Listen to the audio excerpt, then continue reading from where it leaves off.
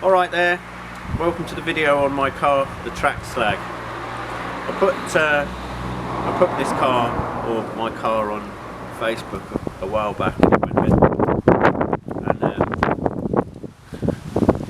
I thought I'd make a quick video about it because it seems to draw quite a lot of attention. A lot of people said to me, why didn't you make a build video on it? And I said, well, one specific reason for that is that I didn't know if it was going to work, so I didn't. Sorry about the sound. It's a bit windy today, but at least it's not raining, so I decided to make the video today before the weather got a bit worse, before winter came. And it's retired for the winter now. A few upgrades coming, but I'll talk you through it today if you're interested. A few people to thank first before I carry on, and a couple of things to say. Massive shout out to Stavtech, who I think may have got a bit pissed off with me drilling him for information. Big shout out to the 306 Track Club boys, and Aaron in particular, who made a couple of bits on my car. Before I go ahead any further, I'd like to say I'm not a mechanic. I'm not a racing driver. This is just a bit of fun. It was just an idea that I had last year or the year before, and I thought one day I'm going to do that, so I did. Everything that I've learned off other people, and I've learned as I've gone along. So there's a lot more to do on the car. It's a work in progress, as I keep telling to everyone. But yeah, let's get into it, and I'll show you around. So in the engine bay, then, not a lot has changed in here. Just got the takeoff oil line there for the turbo. At the back, there's no air filter on it. It comes from the boost pipe from the back, obviously. Fuel rail is the same. The injectors are 470cc or 440, I can't remember which one they are, but they're off of Astra VXR. And the takeoff for the boost gauge there. Got the Emerald ECU at the back here. Bring that up, it's tied down. Bolted down rather. Yeah, so it's running an Emerald K6, simple management, normally aspirated. They're normally aspirated 2 litre 16 valve engines running 167 horsepower, I think. Just a bog standard GTI 6 engine at the minute. No internal work yet. Might be later. But yeah, that's pretty much it for the front. It's got a 19 row oil cooler on it, which you can't see behind the bumper, but that was on it when I bought it, so that might change that to a bigger one later, because the oil does tend to get a bit hot. Yeah, so moving on round to the side. So inside then, we've got the cage in, the 6-point cage. It's just a bolt in, but I've had it welded in a few places. Got the boost gauge there, got a few gauges up here, got the air fuel ratio gauge there, which you can probably just see through there. I'll get a picture up of that, and the rest of the gauges. They've got a gauge to make sure that the water pump is running, we'll see that in a minute. The oil pump there, and there's one for flow there as well, and that just flashes just to tell me that the it's flowing, the oil is flowing back to the sump correctly. Pretty much the rest of it, we've got the steering wheel on it. That was when I bought it.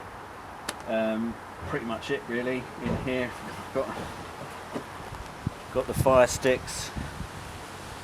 Probably quite essential. So yeah, there's an oil gauge down there, but to that in a bit. So Corbu, or Corbeau, or whatever how you say it, Evo seats, Evo 2 seats. A little nod to my other car, which is over there. That's the quick one. So, and the harnesses there, 4-point harnesses, just standard stuff really, nothing special. So moving on to the business end now. Turbo here, mounted on a steel bracket which my good friend Aaron made for me. I sent him a drawing, knocked it up, hung the turbo on it. It's just hung on with one bolt there, and the exhaust does the rest. Oil feed at the back, that's coming from the front, comes under the car. That we saw that at the front, so it comes under the car now, through a bung and into the turbo there. Oil drain is down here, and it drains into a tank there with a breather on it. It's very important to have the breather on there, otherwise the system pressurizes and it won't go back to the pump properly, it won't go back to the sump properly. Massive 20mm drain, and that never fills up, and the pump's underneath, we'll get to that in a minute. Over on the side there, let's move it around. Just over here is an alloy tank, that's for cooling. That's got that's got coolant in it, and that circulates through the pump down there. Better view of that pump then. So that circulates through this pump, comes down here, and it goes around, and it goes into, which is underneath the car at the moment, an oil cooler, which I'm using as a coolant cooler, and that hangs underneath the car, which we'll see in a minute. Does a fairly good job, but yes, it does get very, very hot in there. Got the poly windows in, so you've got the poly windows in the side with the vents that supply the cold air for the turbo. Just need to put some scoops on there or something, get it a little bit better. Sorry about the wind messing up my audio. I have got a poly window coming, hopefully, for the rear windscreen, or the rear screen, which is going to put holes in so it dissipates the heat a little bit better. And I'm going to put a firewall in for all those people concerned about it setting on fire, which I'm one of, because it can be a little bit scary. So yeah, I'm going to put a firewall in there, hopefully over this winter, and a fire suppression system at some point. So we'll move on down underneath. So heading on down underneath the car, you can see the, hold on a minute, lying on the floor now. This is not good. Right, the boost pipe comes down through the floor, and it heads off to the front of the car, down there, which is obviously not ideal at the moment. So that's going to be on the list as well, as moving that to the inside of the car. And the exhaust obviously coming the other way, that's wrapped, and that's 2-inch up to the turbo, and the oil pump there, and that is the flow sensor that I said about at the beginning, at the front, sorry. And that tells me if it's flowing, and it goes around and down back to the sump. There, that is the oil cooler that I'm using as a coolant for the turbo, and that's got a bit of mesh around it, stop stones getting in it and stuff. Works reasonably well, but needs to get a bigger one probably. Like I said, everything's a work in progress at the moment. The exhaust, I don't know if you can see actually, but let me zoom in a little bit, but the exhaust is far too low at the minute, which ripped. It's fine actually if you don't go off track, it's fine. But I've been off track a couple of times. Last time at Cadwell I went off track and I ripped the exhaust off a little bit. So I had to fix it at the side of the road, on the in the pits as it were, which was fun. But that needs to be redone over winter as well. You'll also notice as well that I've had to add this silencer on the back, and it's a little bit unsightly. That was an afterthought, I'm afraid, because I had a track day fast approaching, and I realised about 3 days before that the car was far too loud, so we had to do something. So that was just tacked on at the last minute for one track day, and it's actually done 4. That will probably get tidied up at some point as well, and like I keep saying, it's all a work in progress, so don't shoot me. So while we're at here, just want to say a massive thanks to my brother Jim for making the exhaust, especially that bit at the last minute. Cheers mate. Really sorry about completely ruining it.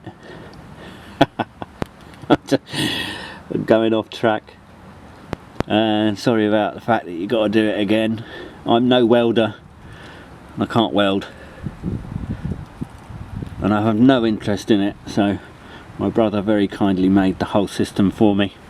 So yeah, when I put it on Facebook, it went mental with people saying about lag. Oh, it's going to be laggy, ooh, lag for days, and all these jokes. Thing is, it ain't, because people think they know and they don't.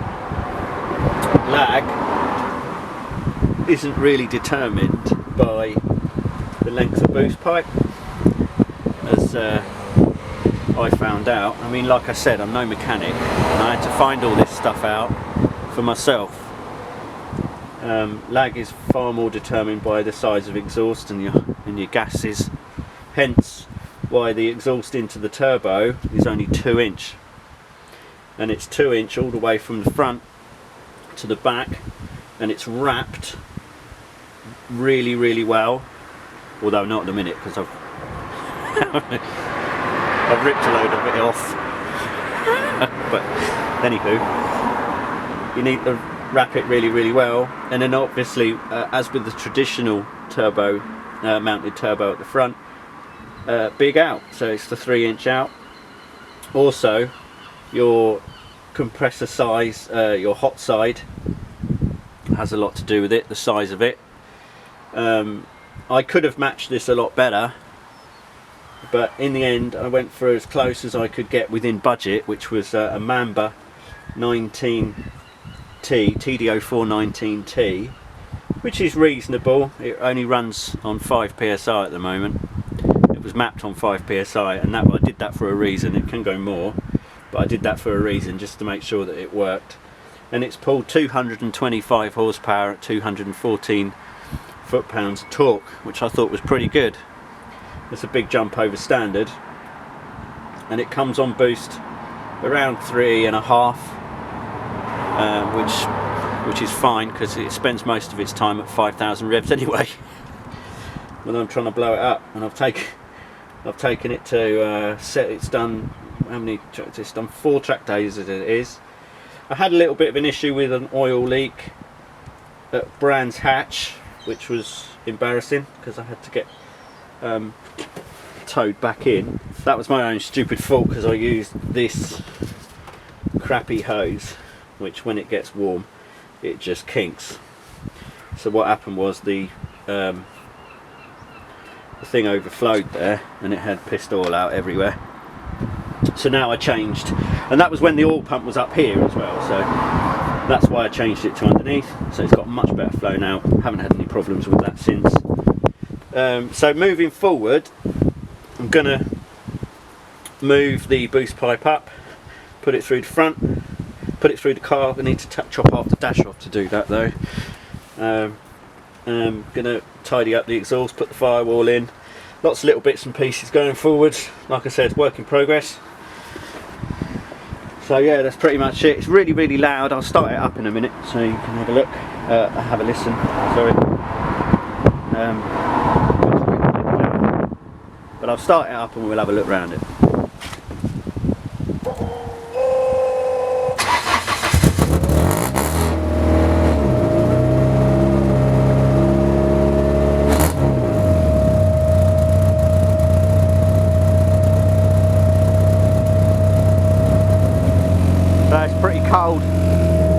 started for a while. It's been down the driveway for a bit.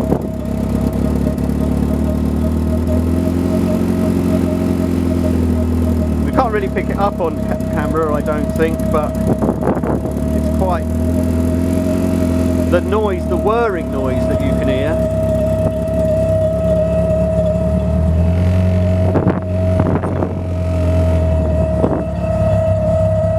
Yeah, the whirring noise that you can hear there is the oil pump, which is probably the loudest part of it, to be fair.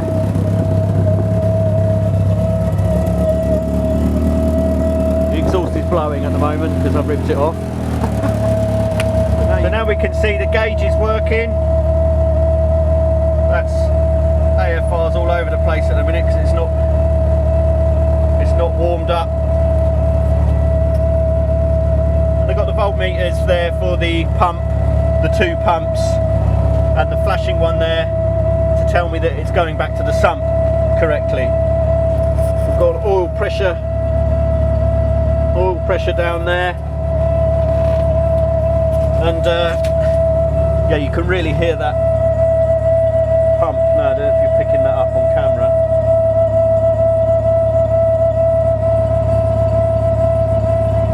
But yeah, so that's pretty much it, guys. I'll tell you what, I'll chuck a bit of footage of it going around Cadwell, but please remember, I'm no racing driver. Let's knock that off.